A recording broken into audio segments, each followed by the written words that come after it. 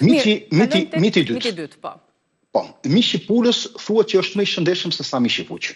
Kuq është e vërteta. Kjo është nga mashtrimet më të mëdha të 35-40 viteve të fundit. Atëherë ka lindur si ide, ka qenë një ide e industrisë ushqimore moderne për të përhapur në popullat një disinformacion. Dhe sot shumë trajner personal, shumë dietolog, nutricionist thonë konsumoni mishin e pulit, jo mishin e kuq, po mishin e pulës. Dhe më e keqja, kur pyet dikë që a konsumon mish në konsulta që ne bëjmë, thonë jo, nuk konsumoj fare produkte shtazore, nuk konsumoj, dhe më pas të nxjerrin që jo, konsumoj vetëm pul për ditë tot pak. Po pse çfarë është mishi i pulës? Pra, nuk e konceptojnë mishin aq shumë jemi larguar nga ky informacion. Pula nuk është më e shëndetshme. Në radhë parë duhet të shikojmë si është rritur, sepse shumica 95% e gjithë pulave ushqehen është në mënyrë industriale, që ne dim shumë mirë dhe kanë nivele të inflamacionit dhe toksinave që rrisin në trupin ton krahasim me mishin e kuq. Pulat industriale ushqehen me sojë, ushqehen me misër, me nivele të larta hormonesh, me nivele të larta antibiotikësh. Kjo bën raportin e omegës 3 me omegën 6 deri në 20:1. Nga një raport që duhet ishte 4:1 ka shkuar 20, pra ka kaluar të raport. 20:1. Edhe kafshët e tjera. Jo, po flasim për pulën, jo, po nuk harrin në këtë nivel. Ja do ta shpjegoj. Në ana tjetër, mishi i pulës ruan më shumë pesticiden dhe ushqimin që ka, nga mallësia e trupit që ka dhe aktiviteti që ka dhe antibiotikët më tepër se sa mishi i viçit. Proteinët e pulës janë më të acidifikuara, kanë më pak hekur, kanë më pak zink, kanë më pak koenzima, krahasuar me mishin e kuq. Tani le të flasim për profilin e plot të mishit të kuq në krahasim me mishin e bardhë. Proteinat të thuash që mishi i bardhë është më i mirë se mishi i kuq është një çmenduri.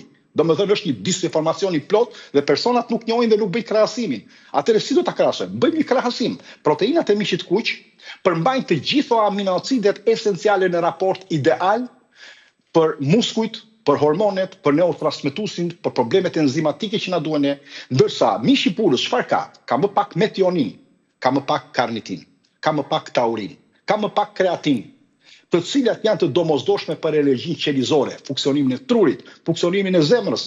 Mishi i kuq furnizon me hekur heme dhe përthithet 5 herë më mirë ky hekur nga mishi i kuq se sa nga pula. Duhet ta dim këtë. Faktikisht përthithet 20-30% mishi, sepse aq ka përthithjen e tij se nuk përthithet totalisht. Por mishi i pulës përthithet 4-8% hekuri i mishit të pulës. Dhe ky hekur është thelbësor për problemet e anemisë. Dhe të thuash që konsumoni mish pule për të rregulluar problemet e anemisë, është si mos konsumosh asgjë. Dhe ky është shumë i rëndësishëm edhe për transportimin e oksigjenit. Mishi i kuq, tham, ka kreatin që rrit energjinë e trurit, ka karnitin që bën transportimin e acideve yndyrore në mitokondri për prodhimin e energjisë, po ka nivele të koenzimës Q10 që nuk i ka mishi i pulës. Pra mishi i kuq, që ndihmon qelizat e zemrës së trurit, hipertensionin, kolesterolin, ka taurin që mbron sistemin nervor, ka vitamin B12 shumë herë më tepër se sa mishi i bardhë, se sa mishi i pulës. Dhe është më aktive. Si duhet të jetë, më thuaj, si duhet të jetë ekuilibri javor? Sa mish pule, sa ditë mish viçi? Po nuk ka kush bën racione, po nuk ka racione. Secili ha sipas shenjave të trupit dhe një herë mund të haj një javë, një herë mund të haj 2 javë, një herë mund të mos haj 15 ditë, 20 ditë.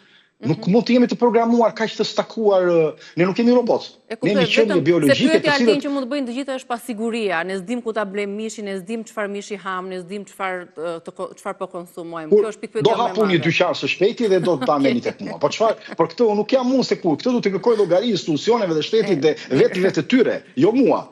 Unë po them se çfarë duhet bëjmë. Në ana tjetër, niveli i raportit omegës 3 omegës 6 tek mishi i pulës ka një ndryshim shumë të madh me mishin e viçit. Mos ta dojmë një gjë që gjithë ky inflamacion që bëjnë prostaglandinat inflamatore të mishi i pulës, pa ky raport i që tashun omegës 3 6 e diçka sjell.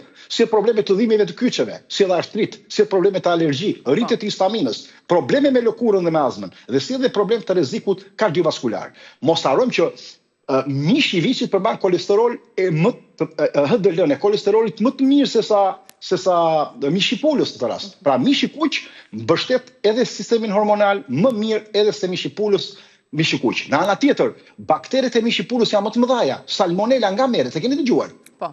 Kampylobakteri nga merret nga pula. Janë statistika këto. Pra, edhe nga aspekti evolucionar, njeriu më shumë është përshtatur me mishin e kuq në historinë tonë. Nuk është historia jonë këto 30 vjet. Historia jonë ka miliona vjet.